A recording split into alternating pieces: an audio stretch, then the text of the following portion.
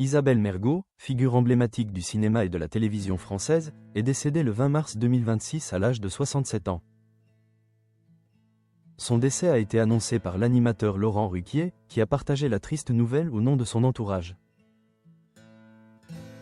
Mergo a lutté courageusement contre un cancer durant plusieurs mois avant de rendre son dernier souffle à Neuilly-sur-Seine. Née à Paris en 1958, Isabelle Mergo était issue d'une fratrie de 3 enfants et était la fille de médecins.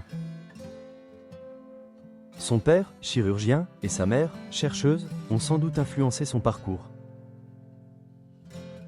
Elle a débuté sa carrière dans le cinéma en tant qu'actrice dans les années 1980, avant de se faire connaître comme réalisatrice et humoriste. Sadis Lali, un défaut de prononciation, est devenu sa marque de fabrique, qu'elle a appris à accepter et à utiliser à son avantage. Dans une interview accordée à Closer, elle avait évoqué son enfance et les moqueries qu'elle subissait à l'école à cause de son défaut de prononciation. Un orthophoniste lui avait conseillé de conserver cette particularité si elle souhaitait devenir actrice, ce qui l'a encouragée à embrasser sa singularité. Mergo, passionnée de théâtre, a également écrit des scénarios tout au long de sa carrière, montrant ainsi sa polyvalence artistique. Un des souvenirs marquants de sa jeunesse reste sa première communion, un événement qu'elle a décrit avec humour et franchise.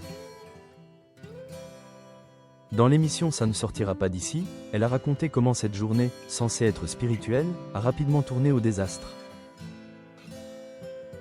J'avais fait une retraite pour la première communion et je me sentais en empathie avec le monde. Je pensais que je voulais devenir bonne sœur, a-t-elle déclaré. Cependant, la réalité a été bien différente. Elle a expliqué que lors de sa première communion, de la sangria était servie aux enfants, sans alcool, et aux adultes, avec alcool. Malheureusement, elle a confondu les deux. J'étais bourré au-delà de ce qu'on peut l'être à 12 ans.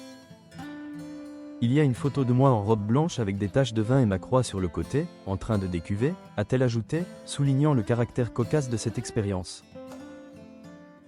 Ce moment a mis un terme à ses aspirations religieuses, la conduisant sur un chemin artistique inattendu.